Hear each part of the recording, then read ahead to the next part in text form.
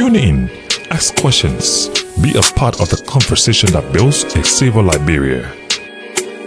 Police Dialogue, working together for peace, protection, and progress.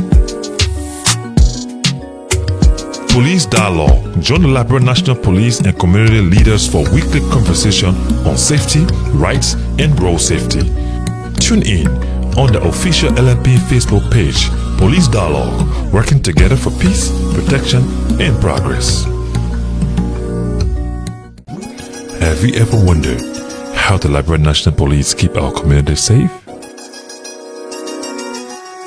Want to know your rights in the role you play? Introducing Police Dialogue, an interactive public service podcast. Each week, senior officers, law enforcement experts, the community leaders discuss crime prevention, community policing, road safety, and how citizens can help. Tune in, ask questions, be a part of the conversation that builds a safer Liberia. Police Dialogue, working together for peace, protection, and progress. Police Dialogue, join the Liberia National Police and community leaders for weekly conversation on safety, rights, and road safety.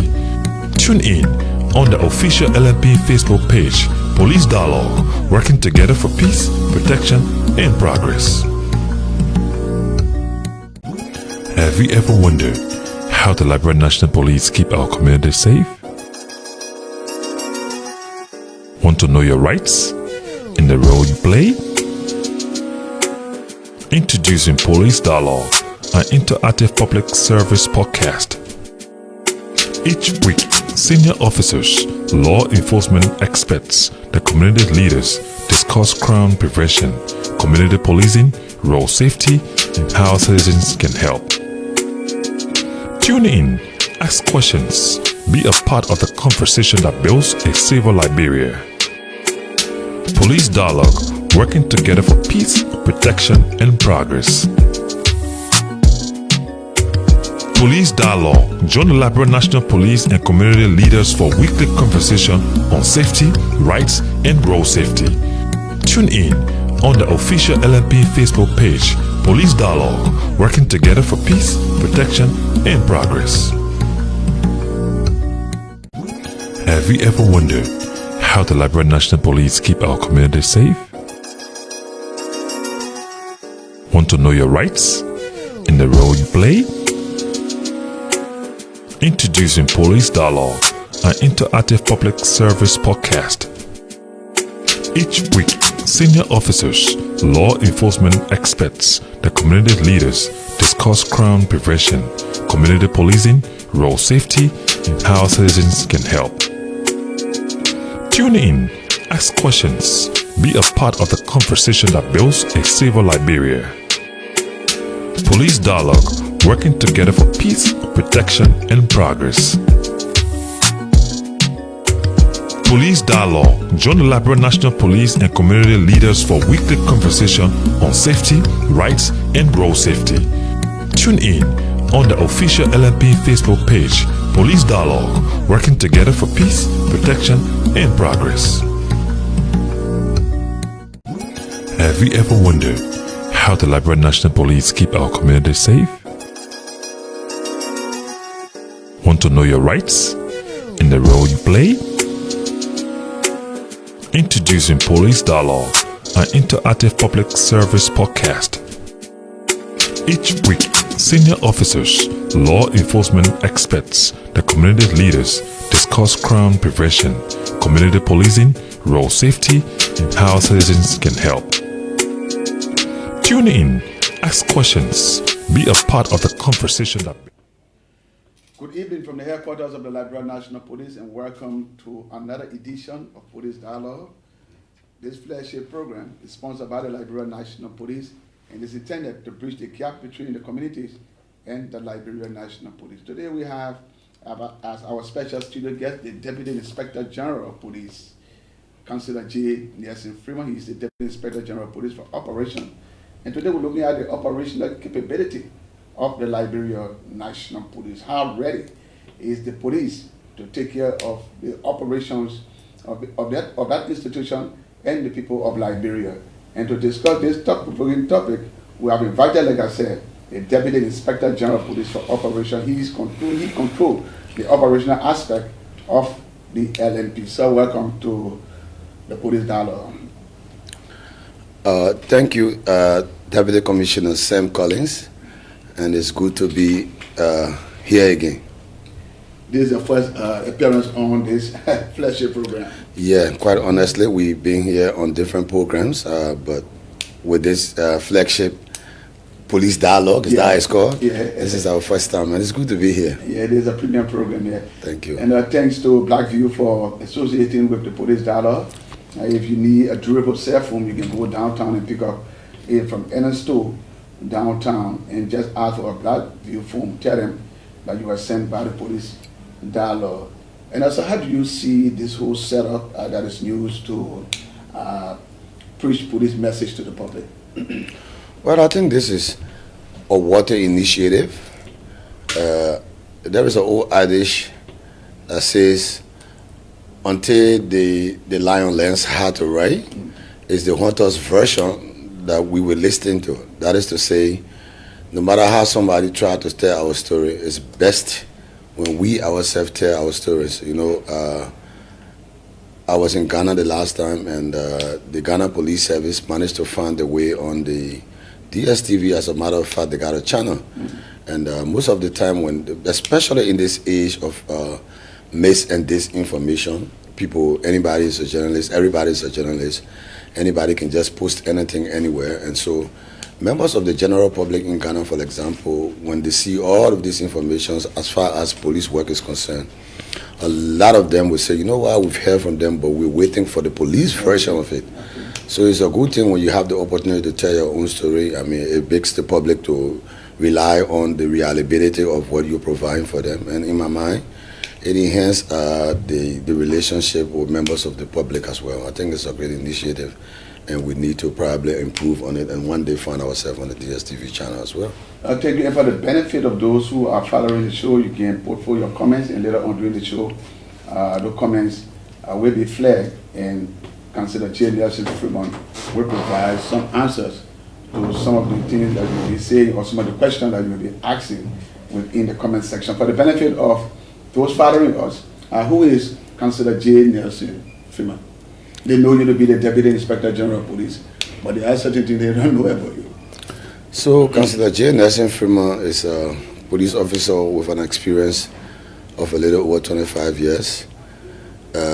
Nelson Fremont has served in most part of Liberia, including the rural and urban settings. That's from Maryland to Nimba to Bon to Bassa. We've been privileged as well to serve in other supervisory capacity in central headquarters. I'm also a lawyer. Have had the opportunity to get a lot of training outside in the international community, including the Great Scotland Yard and the China and other places.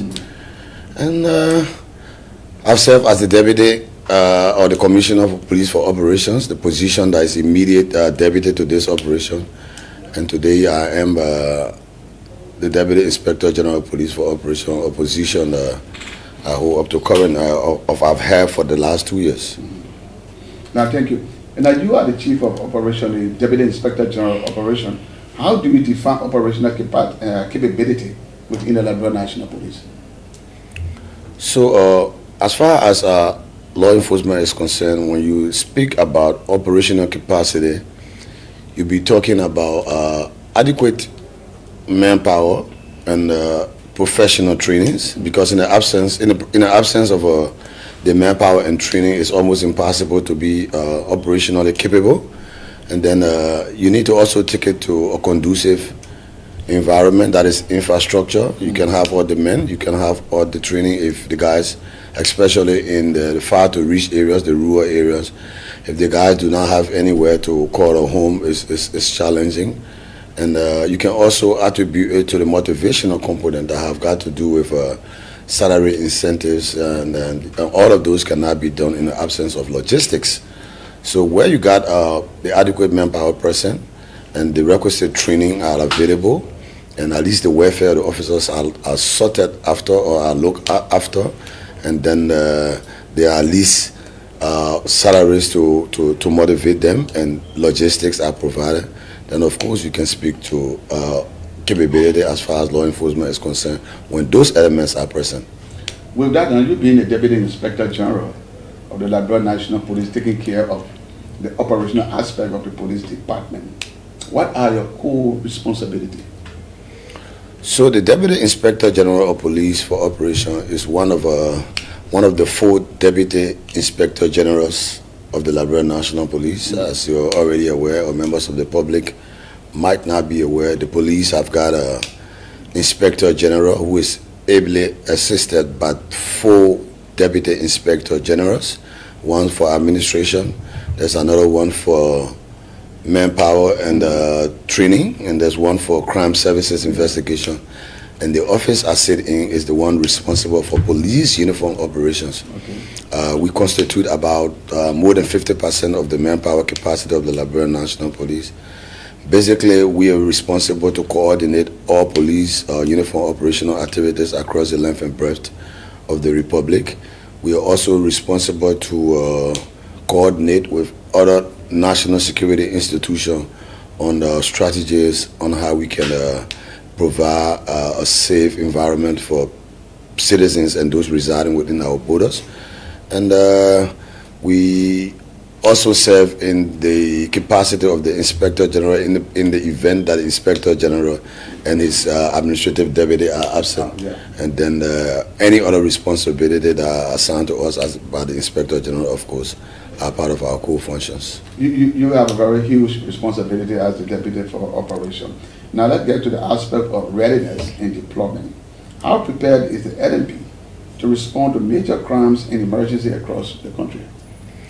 Well, we might not have 100% capability because of the absence of some essentials, that's logistics and the rest of it. As we speak, one of the challenges we've had in the rural part of Liberia has been the housing facility for our officers. And so that is a serious challenge. But in the absence of all of those, we think we are capable to respond to any situation across the length and breadth of the country. As it is right now, when we took over, you remember in Monrovia there are about 11 zones, and of those 11 zones, as we speak, at least we've been able to put vehicles, by that I mean cars, within 9 of those 11 zones, and the other 2 have got a couple of motorcycles that can adequately respond. Similarly, in the Leeward counties, we have got, we are broken down in spheres. That is, the hurricane is from the regional to a county and a district level. That's how we deploy across the country. So on the regional basis, we have 6 regions. That's inclusive of the Monrovia region, and of course the 15 counties. Of those 15 counties, at least we have vehicles in 5 of those 15 counties. And I'm sure the next time in the studio, I will be proudly saying to you that vehicles are in all of these counties. We have a consignment of vehicles that are on the way. And the Inspector General has assured me that I'm going to be supported to ensure that vehicles are out there. Manpower, yes, we have manpower in Monrovia, and we are the most decentralized agent of government, if I have to brag about that. Yeah, I do agree with you on that. Even though we might not be able to meet up with the ratio that is expected, because there is an internationally accepted ratio. I mean, I think it should be 450 a citizen to 1 police officer. Even though we're not in this what they call 4th or 5th world country, to be able to adequately match what it is in those developed part of the world. But at our level, we stay hardly challenged when it comes to manpower. But again, I think the last time we were in your studio, that was on a different network. We let the members of the public know that we intend to start recruitment from May this year. If everything go as planned, we might start some recruitment exercise mid-year for up to the end of this year. We intend to at least train 1,000 persons in over the next 4 years. Every year, 1,000. So that's about 4,000 persons over the next 4 years. But it's important to note that when it comes to manpower, in 2016, during the Army drawdown plan, it was anticipated that the LMP should have hired at least 8,000 police officers in 2016. So 2016 to today, we stay under 6,000 police officers. So the need for manpower capability cannot be overemphasized. So yes, those are some of the challenges. But on the overall, if you have to talk about our operational readiness, because in as much as we're not in all the counties, we are almost in all the regions, and all the regions have got police support unit officers in those regions. If you care to know the PSU, those are the crowd control officers that render support to us just in case they're needed. So operationally, while we are capable to respond to any major situation that might unfold across the country, is there a need for more capability? Yes, there is the need.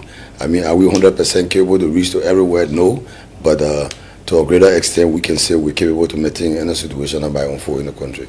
Rapid deployment outside Monrovia has been a challenge, and I want to know from you, what system do you have in place to address that core challenge?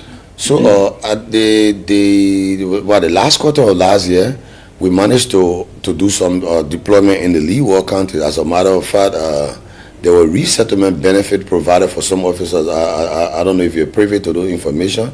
River says, I can tell from the top of my head, got 18 additional officers that went in there because the manpower was so less. So we concentrated on most of these Leeward counties. And then going forward, if we are provided what is expected to enable us conduct this recruitment exercise, we intend to prioritize the rural part of Liberia.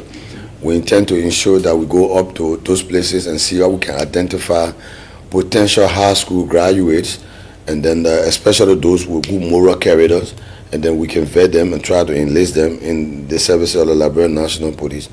We're also very much concerned about the gender balance. Gender issues are global issues right now, emerging global issues, and they cannot in any way be overlooked. So we are looking at the bare minimum of having at least 25 to 30% of our workforce being female, and making sure that the gender is respected. So in the next 3 to 4 months, you might see us starting to begin the recruitment exercise. People we might start to put announcements for people to apply for enrollment into the service.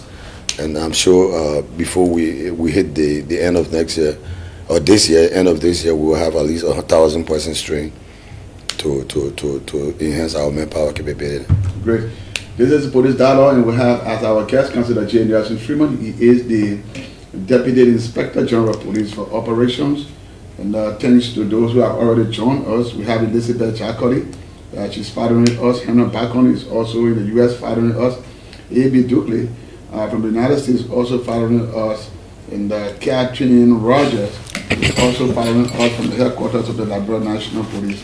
Former police officer George S. Nimmo, there in New York, is following us. And Kingsley Dacey from ERWA Zone 8 base is following us. And so many others have joined this live broadcast from the headquarters of the Liberia National Police.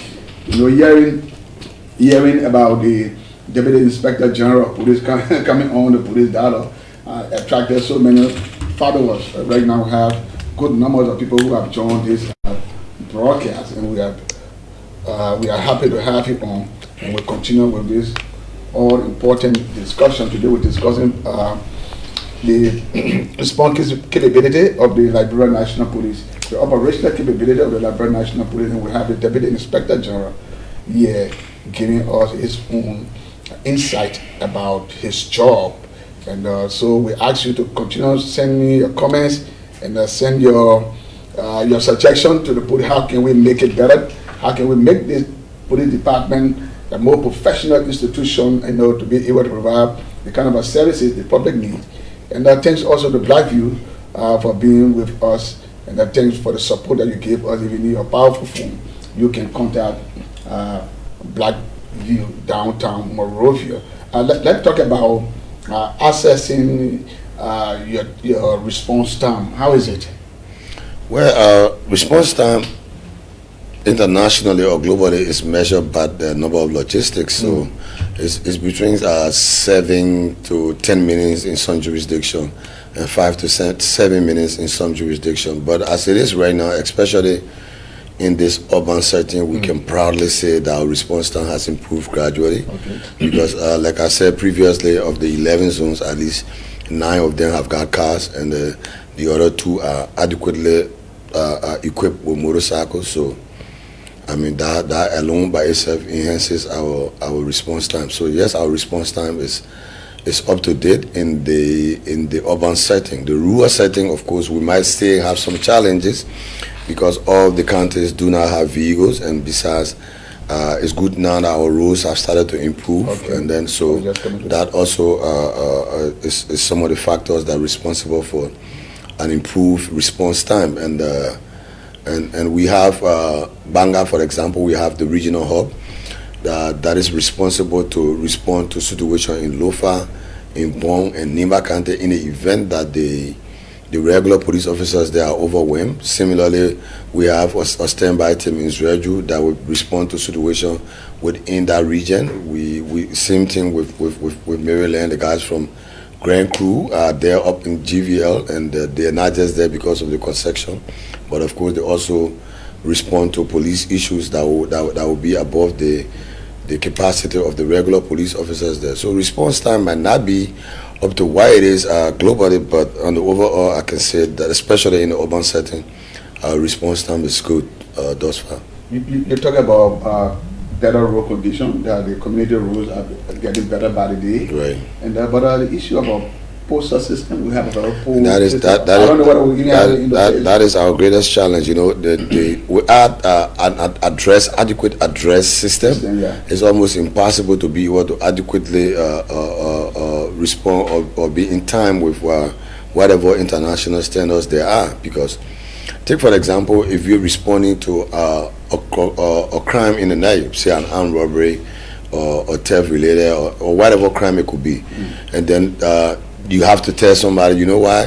When you come up in the GSA road, you're bending under a very big tree, you see the white fence, you got to go left, there's a well right there. It's in the dark, for God's sake. I mean, who's going to get that? So we're hopeful that when we have all of our address systems in place, it's going to help us to make sure that our response time, improve, add up to what we already got. But in the absence of those adequate address system, what we've managed to do with our respective commanders in those communities is that we let you know that you have to familiarize yourself. It's called area mapping. So you got to make sure that you identify your area. You got to be very familiar with your area. So in the event that you got a situation there and you got officers responding from central town that are not familiar, you can be able to at least assist them. So those are just some of the challenges. But if it has to just do with physical response, I think we're improving on it. And then we also, you saw the last time we entered an MOU with My Watchman. My Watchman is that app that I've got some technological capability to be able to identify locations as soon as the call comes into our call center. And then we are also working on our call center as soon as those our monitors are up and our cameras are out there, and then it will be easier to identify places and will even alert us faster than the conventional method. So, response time is not bad, but there's more space for improvement, and I'm sure that in the not too distant future we'll even make it better than what we got. Thanks to Curtis Bryan from Minnesota for also joining this live, and he is law enforcement personnel there in Minnesota. He has also joined us live. And he has sent for his word of appreciation to the Deputy Inspector General. Thank you, Curtis. Thank you, Curtis. Of police, and that the issue of manpower, we spoke on it, and you spoke about not having adequate manpower. So I'm wondering whether you are actually playing a role when it comes to national security. But what do you mean? If I'm playing the role, I'm the prime law enforcement Does the agency. LFP currently have adequate manpower to meet national security demands? Absolutely. Except for the far to reach areas that we are challenged. But yes, when it comes to meeting national security demands, yes, we have. But there's always a room for improvement. For police work, there, like I said to you, there is an accepted international ratio. So we might not be on that standard. We might not be a country that is up to date with everything else, but I mean, with what we got, we are capable of I mean, being taking care of any situation in the event that there is a crisis nationwide. But quite honestly, if you ask me, I think we need to have a manpower capability of not less than 10,000 police officers right now in this country, a country of about 5 million plus person. If you have 10,000, Sierra Leone the other day, same year with me is Freetown. Freetown have a population of about 8 point something million person, and the population, the police population around there is about 13 to 14,000 police officers. Yeah. So what should stop us from that? I mean, we might have capability to respond, but I mean, there's always the need for more manpower so as to be able to improve our response time. So you may be in a more senior staff discussion, you may be pushing for recruitment. Absolutely, and that's why I said from the onset, we anticipate that by the end of this year we'll have at least 1,000 police officers recruited, and over the next 4 years we intend to at least have 4,000 police officers trained over the next 4-year period. Police dialogue, when we return, we're taking a break. When we return, we start to take your comments and to also take calls.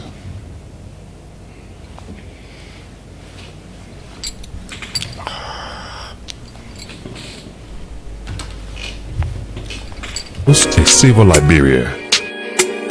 Police dialogue, working together for peace, protection, and progress. Police dialogue, join the Liberia National Police and community leaders for weekly conversation on safety, rights, and road safety. Tune in on the official LNP Facebook page, Police Dialogue, working together for peace, protection, and progress. Have you ever wondered how the Liberia National Police keep our community safe? Want to know your rights and the role you play? Introducing Police Dialogue, an interactive public service podcast. Each week, senior officers, law enforcement experts, the community leaders discuss crime prevention, community policing, road safety, and how citizens can help. Tune in, ask questions, be a part of the conversation that builds a safer Liberia. Police Dialogue, working together for peace, protection, and progress. Police Dialogue, join the Liberia National Police and community leaders for weekly. Thanks for rejoining the Police Dialogue, and thanks to those who have joined us by way of the social media following us on the official page of the Liberia National Police. Clemens Barrett, thanks for joining us. Johnny Deputy Solo, thanks also for joining us. Tobasi, Christopher Wati, Tobasi, thanks for joining us. And like I said, Henry back on. Then we have the commander of Nema County who has also joined us live. ACP Lamy is here. Thanks also for joining us. Harrison Sion Toba has also joined us. Cordoba Nema Victory Still also joined us. Nobody can do it. And William Bono has also joined us. And Quincy Darcy is also with us. Many others are on this live. Thanks so much. You can now put in your calls. The numbers are on the screen. Call us on 0770-800-1630, 0770-800-1630. The numbers are there. You can also WhatsApp us and to have an interaction with the Deputy Inspector General of Police who is here with us and who will also be able to answer your concern. We have a lot of concern in the comment section, and he will definitely be able to answer some of the concern that you are raising. Call us on 07. Okay, we have a caller from the United States. Hello? Yes, good afternoon, sir. Good afternoon. Yeah, your name and... Honorable Nelson Freeman. Good afternoon, DCB St. Collins. Yeah, your name and where you calling from, sir? My name is Henry Barco, and I'm calling from somewhere in the United States. Go ahead, Henry. The chief just took my husband. You remember when we interviewed him? I think he was the chief of public safety, right? You remember? Yeah. On Red Power FM. Yeah. Okay. Yeah.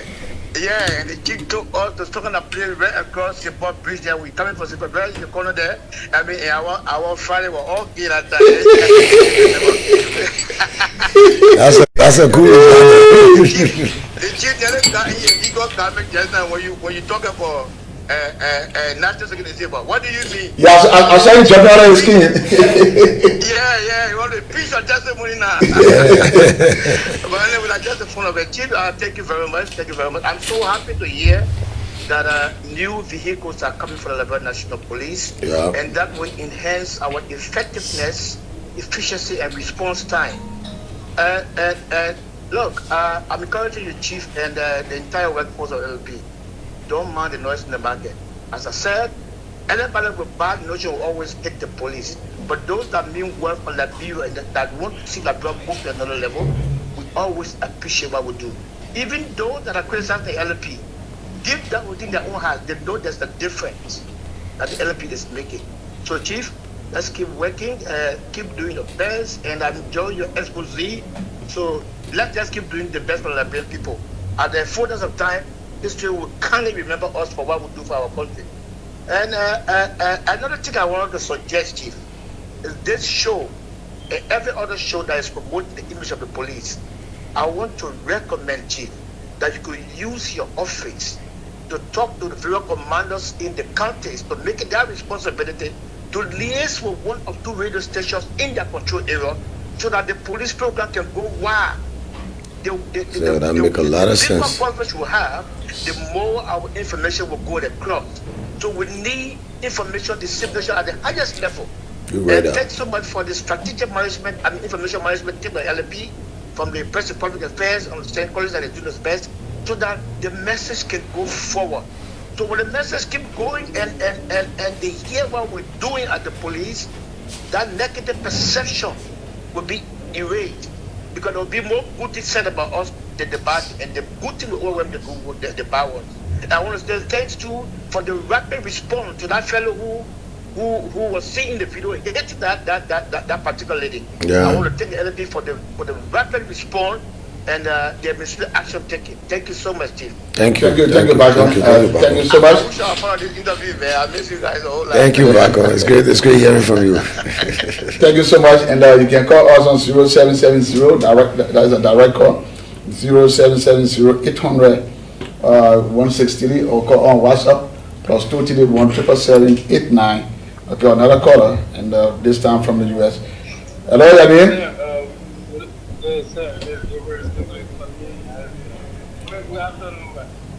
Yeah, go ahead, brother. But listen, man, let me commend Constantine. That's a criminal over there. You see it, man. I like the operation of the LP, but they've been very, very effective when it comes to representation, when it comes to discipline.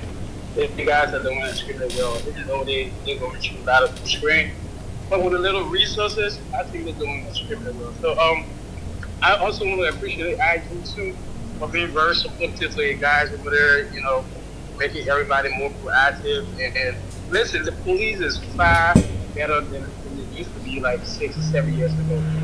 So nobody gonna act with that. And you can see it for yourself. When I say it right now, people will say, "Oh, you know, you got personal interest in the LP." You call the other people anytime during the night. Anywhere you call the other people, it's like, in case anything happens, right, you call the other people and say, "Oh, you know what? Hey, all right, I'm sending people over there." So the response, when it comes to the response, they're on top of the game. And I like all the strategies they put in place to respond to issues. So I just want to commend you guys for the sacrifice you're making. And I encourage you to do more. And we hope for the better LP. Thank you. Thank you, Evie. Thank you so much for your comments. You can call us 0770 800 163. That is for local callers.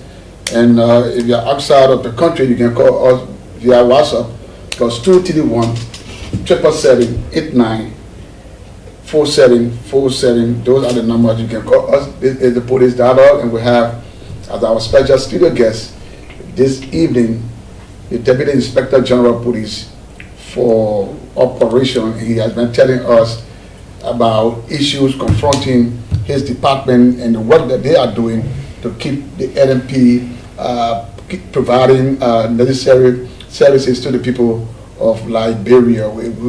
Now, so I'm interested in asking you about specialized training. What specialized training do operational officers receive to handle violent crimes, public disorder, and emergency?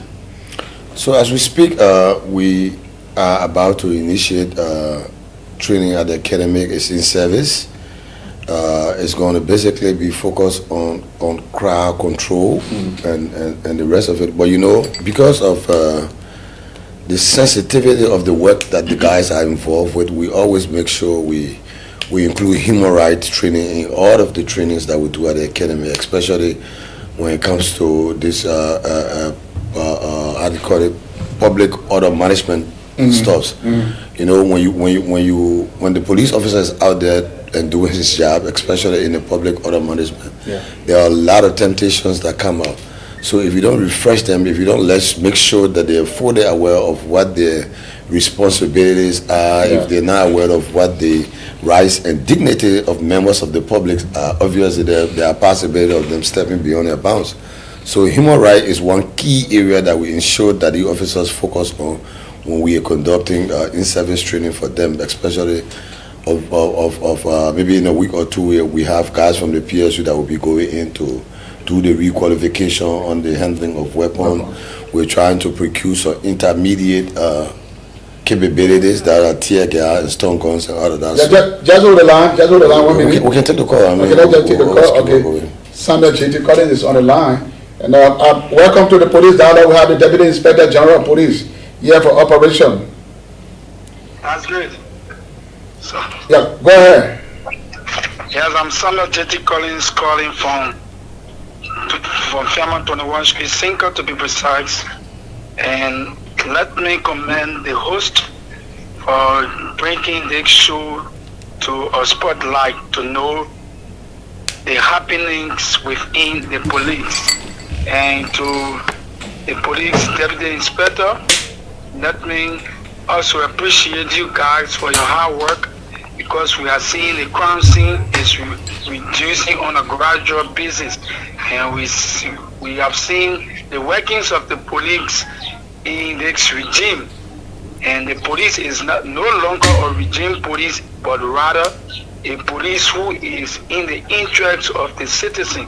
So we must commend the police for that, and we hope that they should continue not only when government leave in order to see our best to foster unity and love among both the police and that of the citizen.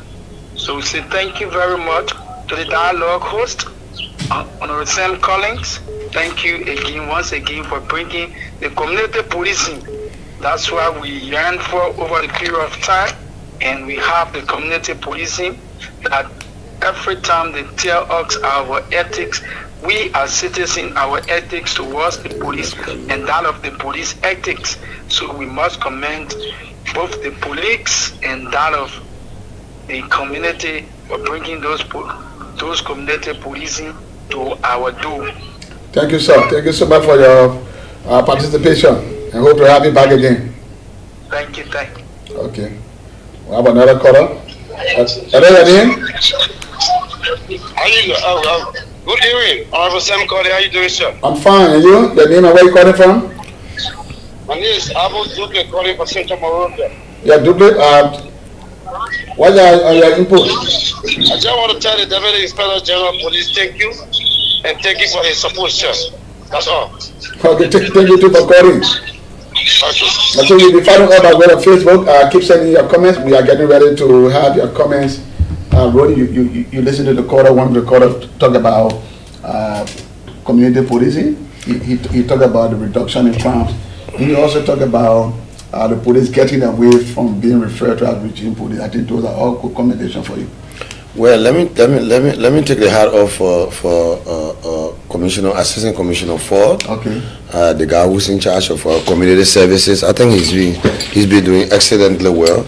Just this morning, whilst I was trying to browse the internet, I think I saw him in some engagements again. He's been doing excellently well with the community policing thing, and Certainly. we're trying to even take it beyond just individual officers' involvement. Like the RG would say, we're trying to introduce what we refer to as this anti-fragility theory, where every police officer will see themselves as community policing officers. You know, when the officers see themselves as, every officer see themselves as community policing officers, they are bound to make sure that they create that relationship between members of the public and the police. And when you have a cordial relationship between the police and the public, even when there are mishaps, for example, somebody measured the guy who struck the lady, the video that has gone viral, and then so members of the public will know that, you know why, in as much as this guy behavior is inimical to what the code of conduct or the ethical value of a law enforcement officer is, they will say, on overall, this is not the conduct of police officers because of the good deeds. When the good deeds overwhelm the bad ones, obviously we will have the public absorbing the shock and accepting that it's just the conduct of a single individual and not the police from a holistic standpoint. So we are grateful for Ford for all he's done thus far, and will continue to do on the front line of the community policing thing. And then thanks to the callers too for the commendation. You know, Sam, what we do here, this is a service-oriented entity. Our profit here is the customer satisfaction. When members of the public feel safe, our profit here is not measured in monetary value. Somebody's on the line. No, go ahead. When members of the public feel safe and they call us and say, you know what? One thing the Inspector General always stress. Yes, right, of course, that's our profit. Service to the people. Our services here cannot be measured in monetary value. I mean, it's not. Our profit here in what we do in the service-oriented area is customer satisfaction. So when members of the public start to say thank you for what you do, I mean, and it builds public confidence, and I mean that surpasses everything else that we try to achieve. See, let me take this call up. Madison J. Lamy. We have the Deputy Inspector General of Operation, and you're talking about operational matters here. Welcome. Yeah, so thank you. It is a privilege to be on your show this afternoon. I mean, the Deputy Inspector General of Operation is somebody that so admired dearly. Even prior to the time he excelled in that position or extended into that position, he had been somebody with high standard of character. I mean, at the time, even when the president was thinking about appointing, I was thinking, oh my God, I wish I could be the president of Liberia and take into consideration, administration and operation. And I must say it today, we are glad to have somebody who knows both administration and operation. So it's working, it's not abstract, it's concrete now. I mean, you can see it is something that is glaring to the Liberian people, and I must admit, bravo to him and bravo to his men that are in blue. And what I can safely say is that society will continue to judge him. Because before he excels, somebody excel before him. And after him, somebody will excel after him. But his work will continue to be in the eyes of the Liberian people. And tomorrow, if you leave, I know that he will not be there perpetually too. His work will also speak for him everywhere he goes. So I want to say I'm sincerely grateful. I may not have all of the time to catalog his working, because as I speak to you today, we are carrying on some operations that is very sensitive to the nation, and in subsequent time, the Inspector General will also provide the information to the public, and that is something that our people are becoming safe of our operation. Thank you. I appreciate your effort today, and I appreciate the effort of the Liberian National Police Family. Thank you so much. Can we now have some of the comments coming up so that those on the social media can have their say on this all-important program, Police Dialogue, a program intended to bridge the gap between the communities and the Liberia National Police. Can we take the comments right now? Andrews Gondo is at the back. He's the technical guy and making sure that we are on. Okay, we have Zeze Ivan Bala, the Kapao person. Okay, Joshua Durin. Okay, great. Joshua Durin, and I wonder is it Joshua Durin that I know? Yes, that's true, because we have the response capacity now at least, and also our feeder roads within and around Monrovia, as well as major roads across the country, now in good condition. Now as compared to the past. Okay, great. You say the roads are now good. Evans Barra, the Kapao person. Are there any logistical support from the Liberia National Police to crime watch program in the country that are helping to strengthen the police efforts at night? The Deputy Inspector General going to answer that. Yeah, Kapao has been magnanimous. I mean, the guys, out of nothing, they've sacrificed, they've put their life on the line. There have been instances where I heard one of them got fatally injured and all of that. We are considering the situation very well. I mean, like I always say, every citizen of Liberia is a police officer by nature.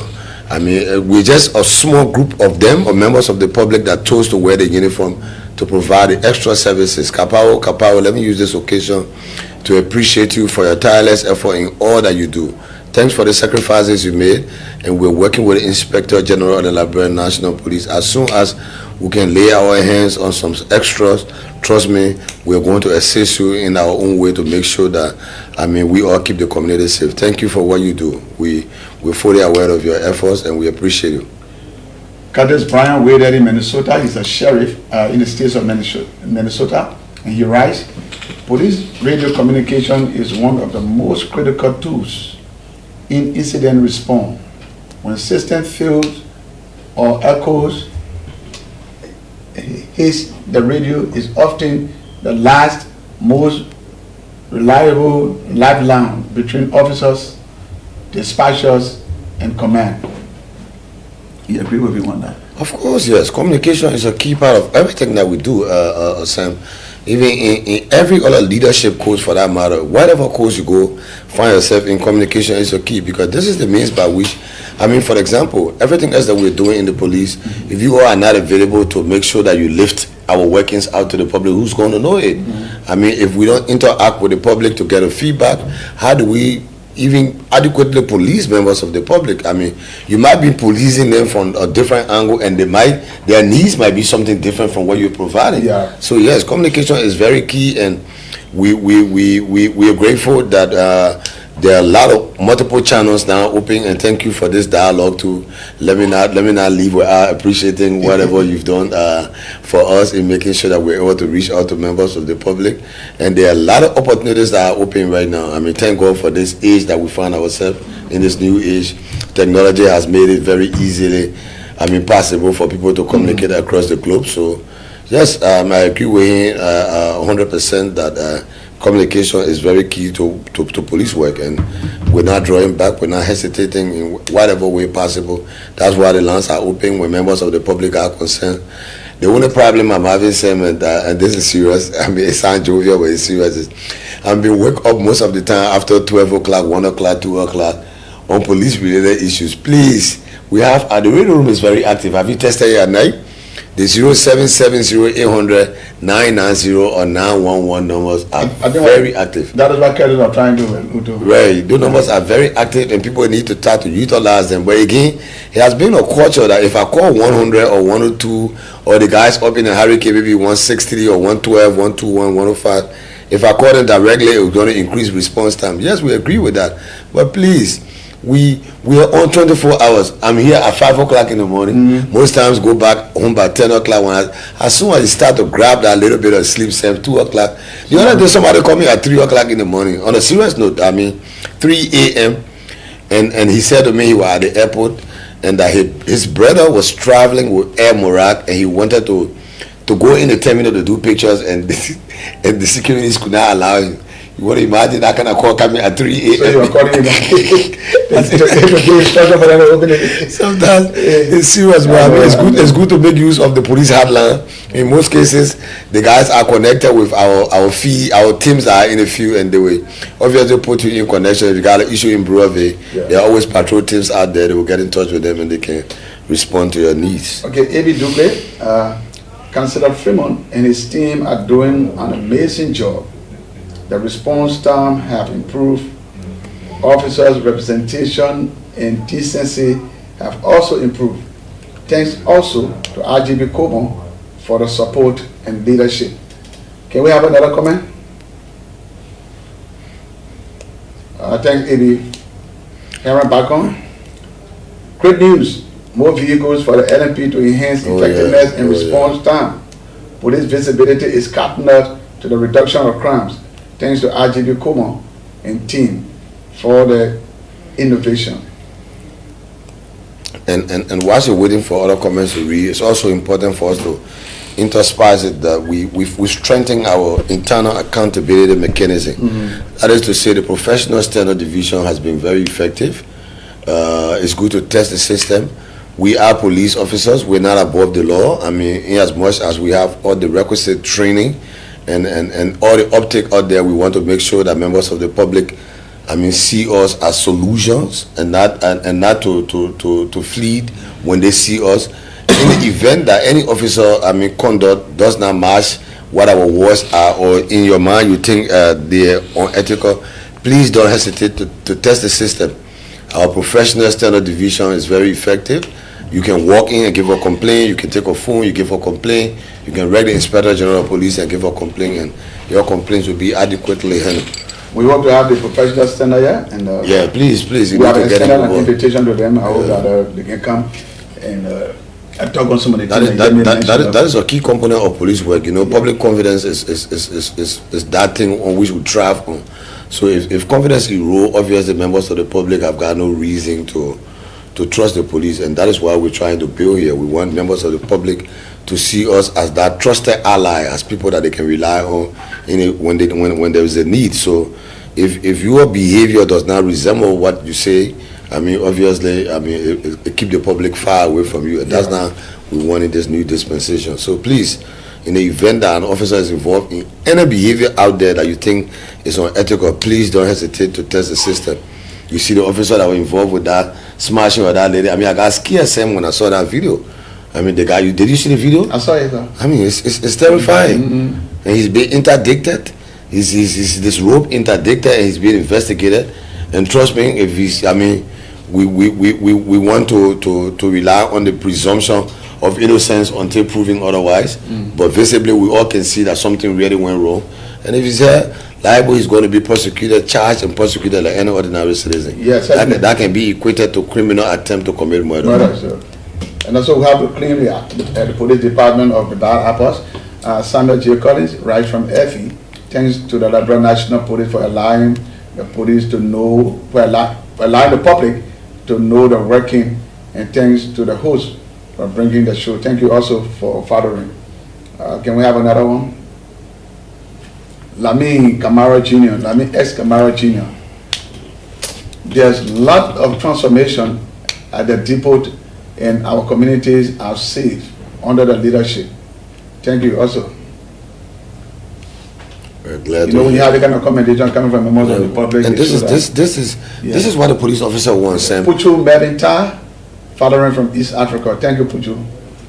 Another one. When the police officer is out there in the scorching sun or under the heavy downpour of rain, and you manage to bring your windshield down a little bit and just say, "Officer, thank you for the service." Listen, for me, that surpasses everything. Oh yeah, sure. It's like people are realizing that you're out there, you're getting wet only because they're there. You're in the scorching sun only because they're there. So, when people start to comment on us like this, it's more than compelling reason why we need to even carry ourselves better and exert ourselves to do more. This is why we all envisage for the Liberia National Police. Clement Ballet, thanks for such update, my chief. Bravo to the operation department. Thank you also, Clement, for following. Great. The police dialogue, I think we have had a lot of comments and a lot of participation from members of the public through telephone calls and the comment section. And let me just ask you about adaptation, and my question is based on every day almost we have new wave of crime involving And when new waves of crime are involved, it means that new training for police officers are also involved. Right. What is the police department doing to brush the police up in new wave of training to be able to counteract crimes? So that's why when we come from this academy, from doing the basic, there's always the need for in-service training, because I mean the war in itself is evolving, and then so pattern of crime is also changing, especially in this modern age where technology has taken over the world. Cyber crime has become a serious issue, and then we had a conversation yesterday with some counterparts that are trying to see how they can assist us in that direction. Sooner or later, we're going to have a cyber crime being guys going out there to do some training in cyber crime. One of the guys in the room here, I don't want to call his name, was so excited about that news yesterday after we had a meeting, and he said to me, Chief, I'm grateful that I'm enrolling at the right time, because I will be building extra skills, whereas even if I decide to leave one day, I will have an extra skill to go and survive by it. And that is the essence of it. In the American Army, they will say, join the Army at the age of 18, and at the age of 28, you're a millionaire. It's not that you get $1 million cash in your pocket, but I mean, it's the skills that you acquire that mean that you can live on tomorrow when you're out of service. So, I mean, we're considering seriously. I mean, the pattern of crime has changed. Same in time past, the 102 office, for example, was the one responsible for crime services department and all of that. So there was just a 100, there was just a 101 and a 102. But then somewhere in 2015, I mean, let me get this out to Honorable I. Kali, who served here as a Deputy Inspector General of Police. He and I were assigned at the major crime then. It was called major crime, the financial crime now, and he was my immediate supervisor. And while having a conversation one day, I said to him, I said, Chief, don't you think there's a need to equate the crime services to the level of a Deputy Inspector General? Because come to think about the pattern of crime now, the war has changed. The war is not just the regular conventional way the war was today. I mean, different pattern of crime has come. I mean, the activity, and besides that, I mean, other emerging activities are emerging. So the office of the 102 is more or less overwhelmed to be able to handle uniform operation and handle intelligence, criminal investigation, Interpol, financial crimes, I mean, cyber crime and all of that. And we wrote, but then Honorable Senator Zago was the chairman on security and veteran affairs at the Liberia Senate, and we wrote a communication to him, and that what gave rise to the 2016 act that created a deputy for crime services. So, I mean, the war is not stagnant. As the war changes, that's how everything else is evolving around it. We're even considering, for example, the legal department. Who knows? In the not too distant future, we might be trying to equate it to a certain level more than what it is, maybe to a commissioner level too, because you imagine that. When I went to England to one of these police schools, I realized that, I mean, in every police station there was a legal aid. There's an officer who's supposed to be, I mean, to every police station, at least an officer should have a legal background, because it makes sense. You're preparing charge sheet, you're maintaining evidence, you're keeping evidence, you got to take the chain of custody of evidence, the preservation of evidence, the testifying in court. If you don't have all the practical knowledge, it makes prosecution very difficult. So, I mean, there are a lot of other areas that we intend to explore, but again, they say the turtle want to box, but the hands are not too long. So we are hopeful that with the kind of support we're getting, trust me, Sam, if everything continue on course that they in the next 3 to 4 years, we'll be measured among the first 5 police forces around Africa here. You can be the sure of that. The last time we were here, before we left, we were taking 17th place somewhere in Africa here. So, I mean, we have no doubt in ourselves with the kind of skills that we got right now, especially with the far-sighted person who's ahead of the Liberia National Police Service. I mean, Director Kuma is so innovative. I mean, with far-sightedness, if the support continue to come as it is, and with the skills that we got, with the kind of encouragement. Remember now, we got college graduates. I mean, people in Kaduna are trying to acquire a college degree to come to the police. We got 88 college graduates at the National Police Training Academy. I don't know if they graduated or not. No. So it's becoming attractive now. Yeah. So you're bringing extra skills in. I mean, there are a lot of new skills are coming. People are coming. I mean, people with different abilities are coming. Backgrounds are coming into. So trust me. I mean, if everything continues on course like this in the next 4 to 5 years, we might be above. I mean, amongst the top 5 police forces in Africa. We're very certain of that. We have our goal, and we intend to accomplish and make sure that we find our place among the Committee of Nations. And just the other day, I was privileged to have seen a guy returning from Asia who did a master in forensic, who have expressed interest to join the Liberia National Police. And during the course of this week, another young man at the age of 21 who just returned from India with a bachelor in forensic science and wanting to join him. So come to think about that. Yeah, when you have all the separate skills coming in and merging into one place, I mean, the skies should not even be our limit. So before we are almost wrapping up now, and let me just ask you about the training ongoing in Rwanda. How is it and how will it impact the police? Well, it's going excellently well. As a matter of fact, I was in the company of the Inspector General of Police when we got the call from the Rwandan police, and they said to the Inspector General of Police that, I mean, in the last 5 years, the Liberian National Police, the candidates from the Liberian National Police were the top notch. Okay. So Aji jokingly said to me, you see, Nelson, we're here chastising our guys, whereas when the guys go up there, they're outperforming other institutions. I think the training is going very well and is going to enhance our own operational capacity. Remember, there are 2 sets of trainings that have been conducted there. There are command and control leadership training being conducted. There are also special forces trainings being conducted. I mean, tactical support. I mean, we're very hopeful. Rwanda has one of the best police services in Africa right now, and the guy, I mean, top notch. So with what we are acquiring from there, we show that we're going to make sure that they get applied here. The guys will come up. Some of them will start to spread up to go to the academy to help to start to teach. Some of them will take leadership positions in the Liberian National Police. Look, Sam, we can proudly beat our chest and tell you that in the next 3 to 4 years, I mean, the story will be quite different from where it is today. Certainly, a lot of efforts have been put into police becoming professional. Right. What may be your parting comment? Well, thanks for the opportunity, Sam, for giving us the airspace to be able to let the public know on what we're doing, what we're involved with, and the workings of the Liberian National Police. Let me now leave this studio without appreciating the Inspector General of the Liberian National Police, Director Gregory Oliver Windell-Como. He's been very innovative, and he's being a very good team player. We all here, are following his lead, and he's being, magnanimous in whatever he's doing. To my fellow colleagues, that the Deputy for Training and Manpower Development at the Academy, she's done excellently well. I don't know when the last time you went to the Academy has transformed in such a short period of time. I mean, I was shocked when I saw it the last time.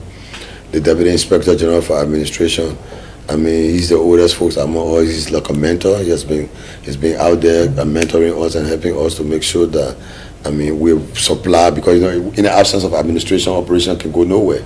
They supply us with everything as we got. Then, of course, my colleague on the other side, Honorable Simeon Frank, who is responsible for criminal investigation, intelligence, and crime services, and Interpol and financial crime. He's been very supportive with the criminal investigation. And I mean, all the men and women in blue, I mean, from Rewa G to Lofa, from Kipmo to Kipamos. Thanks for all that you do. We are you in those places who could not be where we're sitting. Please remember that you're only wearing these uniforms because of the public. And what you do out there today will determine what we are for Liberia. It's us that the public depend on. In the absence of the public, there is no need to become a police officer. So I admonish all my colleagues out there, all the men and women in blue. I say hats off for what you do. Continue to make the sacrifice and see yourself not as a symbol of authority, but as a member who is responsible to make sure that members of the society feel safe when they see a police officer. Thank you, Sam, and thanks for the members of your team for this opportunity. Thank you so much for taking up your time to be with us. Yes, sir. And next week, Tuesday, we'll be looking at private security. How are they complementing national security? Another firing discussion. Get ready to join us. Thanks to Andrew Gono, our chief production. And thanks to everybody. Let me close us, Sam. Let me not forget members of the public. Thank you. Thank you.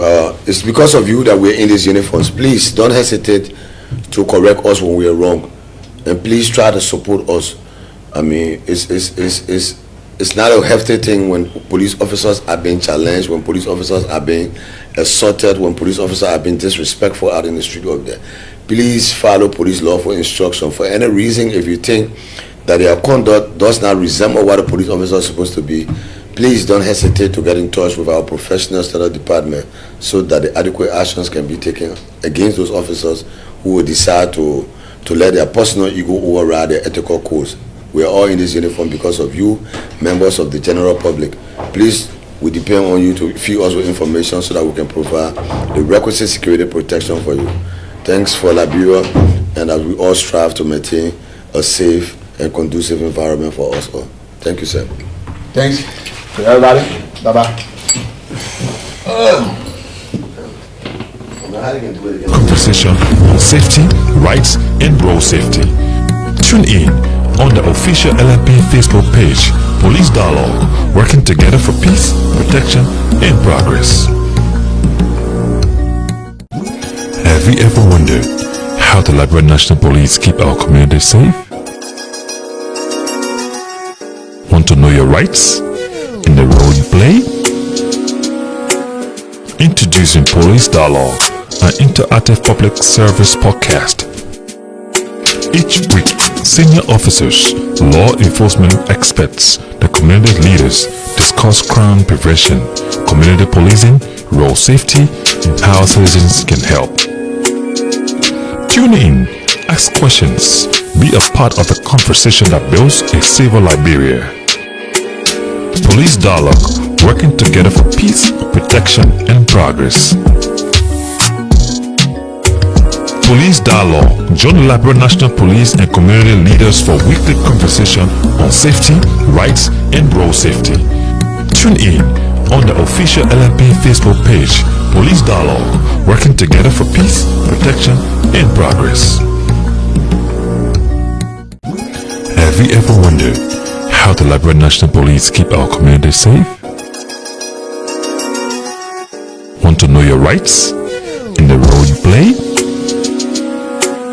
Introducing Police Dialogue, an interactive public service podcast.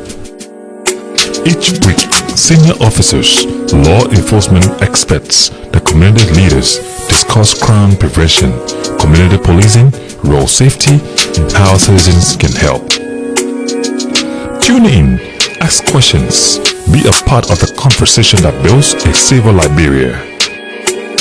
Police Dialogue, working together for peace, protection, and progress. Police Dialogue, join the Liberia National Police and community leaders for weekly conversation on safety, rights, and road safety. Tune in on the official LMP Facebook page, Police Dialogue, working together for peace, protection, and progress. Have you ever wondered how the Liberia National Police keep our community safe? Want to know your rights in the role you play? Introducing Police Dialogue, an interactive public service podcast.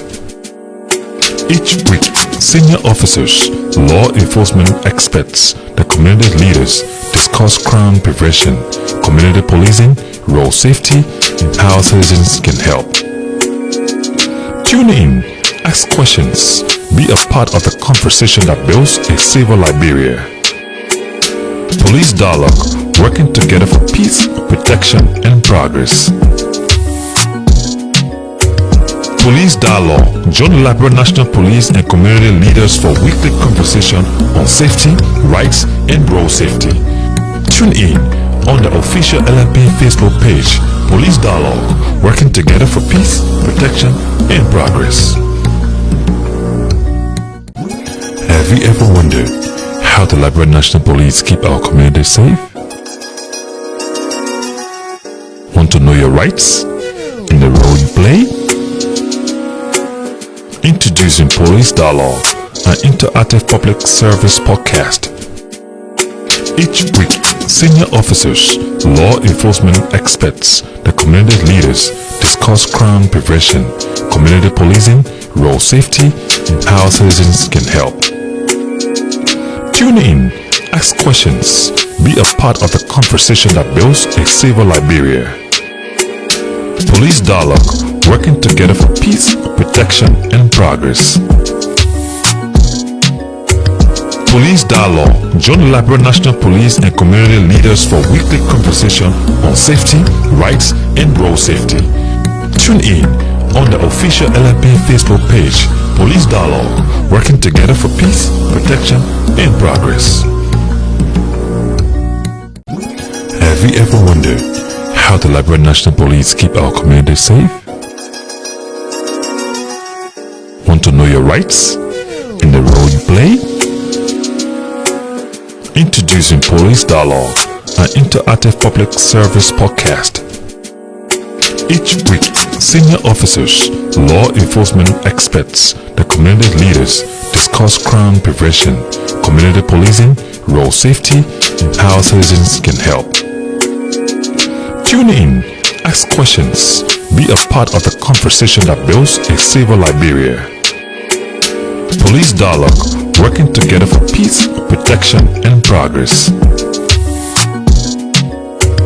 Police Dialogue, join the Liberia National Police and community leaders for weekly conversation on safety, rights, and road safety.